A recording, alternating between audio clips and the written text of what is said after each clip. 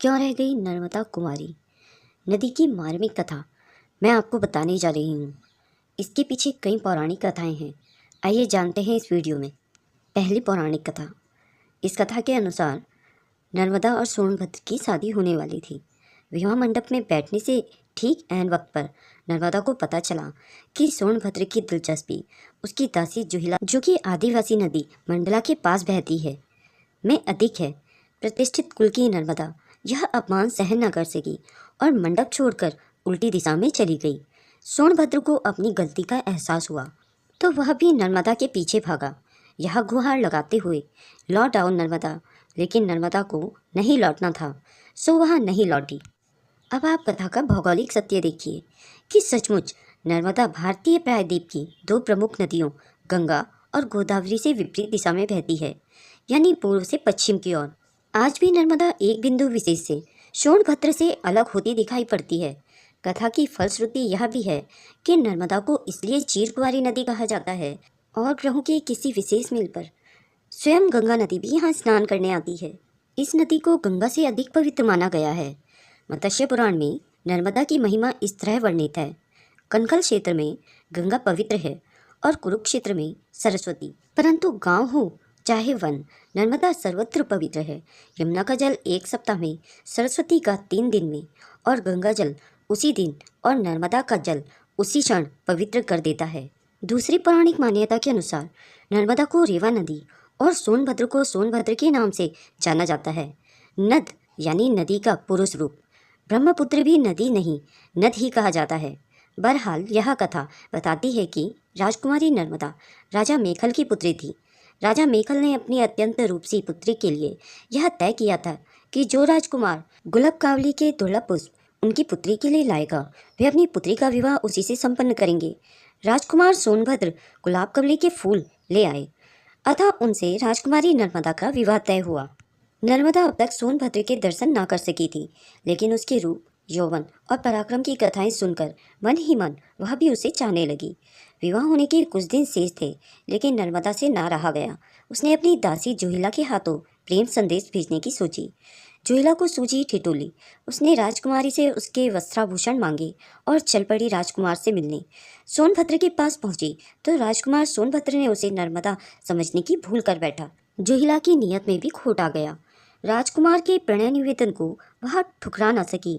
इधर नर्मदा का सब्र का बांध टूटने लगा। दासी जुहिला के आने में देरी हुई तो वह स्वयं चल पड़ी सोनभद्र से मिलने। वहां पहुंचने पर सोनभद्र और जुहिला को साथ देकर वह अपमान की भीषण आग में जल उठी।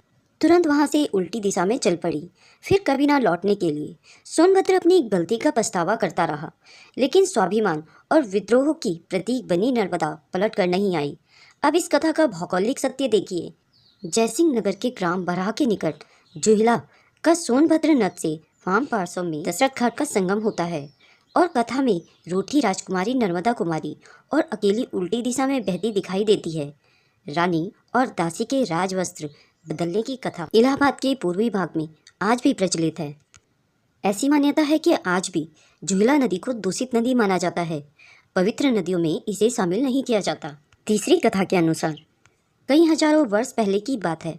नर्मदा जी नदी बनकर जन्मी, सोनभद्र नद बनकर जन्मा। दोनों के घर पास थे। दोनों अमरकंटक की पहाड़ियों में घुटनों के बल चलते, चिढ़ते चिढ़ाते, हंसते रूठते। दोनों का बचपन खत्म हुआ। दोनों किशोर हुए और लगाव बढ़ने लगा। गुफाओं, पहाड़ियों, ऋषि मुनियों, संतों ने डेरे डाले। चारों ओर यज्ञ पूजन होने लगा। पूरे पर्वत में हवन की पवित्र समिधाओं से वातावरण सुगंधित होने लगा। इसी पावन माहौल में दोनों जवान हुए।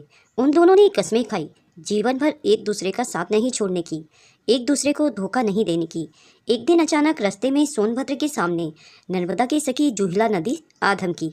16 श्रृंगार किए हुए, वन का सौंदर्य लिए वह भी नव युवती थी। उसने अपनी अदाओं से सोनभद्र को भी मोह लिया। सोनभद्र अपनी बाल सखी नर्मदा को भूल गया। जुहिला को भी अपनी सखी के प्रेम पर डोरे डालते लाज न आई। नर्मदा ने बहुत कोशिश की सोनभद्र को समझाने की, लेकिन सोनभद्र तो जैसे जुहिला के लिए बावरा हो गया था। नर्मदा ने किसी ऐसे ही असहनीय क्षण में निर्णय लिया कि ऐसे धोखेबाज के साथ अच्छा है कि इसे छोड़कर चल देना। कहते हैं कि तभी से नर्मदा ने अपनी दिशा बदल ली। सोनभद्र और जुहिला ने नर्मदा को जाते देखा। सोनभद्र को दुख हुआ। बचपन की सखी उसे छोड़कर जा रही थी। उसने पुकारा, नर्मदा रुक जाओ, लौट आओ नर्मदा। लेकिन नर्मदा जी ने हमेशा कुमारी रहने का प्रण लिया। युवावस्था में ही सन्यासी बन गई। रास्ते में घनघोर पहाड़ियाँ आई, हरे भरे जंगल आए, पर वह रास्ता बनाती चली गई। कलकल छलछल का शोर करती बढ़ती गई। मंडला के आदिम जनों के इलाके में पहुंची। कहते हैं कि आज भी नर्मदा की परिक्रमा में कहीं न कहीं नर्मदा का करुण विलाप सुनाई पड़ता है। नर्मदा ने बंगाल सागर की यात्रा छोड़ी और अरब सागर की ओर दौड़ी। भौगोलिक तथ्य देखिए कि हमारे देश की सभी बड़ी नदियां बंगाल सागर में मिलती हैं, लेकिन गुस्से के कारण नर्मदा अरब सागर में समा गई। नर्मदा की कथा जनमानस में कई रूपों में प्रचलित है, लेकिन चिरकुमारी नर्मदा का सात्विक सौंदर्य, चारित्रिक तेज और भावनात्मक उफान नर्मदा परिक्रमा के दौरान हर संवेदनशील मन महसूस करता है। कहने को वहाँ नदी के रूप में है, लेकिन चाहे अनचाहे भक्तगण उनका मानवीयकरण कर ही लेते हैं। पौराणिक कथा और यथार्थ के भौगोलिक सत्य का सुंदर सम्मिलन उनकी इस भावना को बल प्रदान करता है और वह कह उठते हैं, नमामि नर्मदे।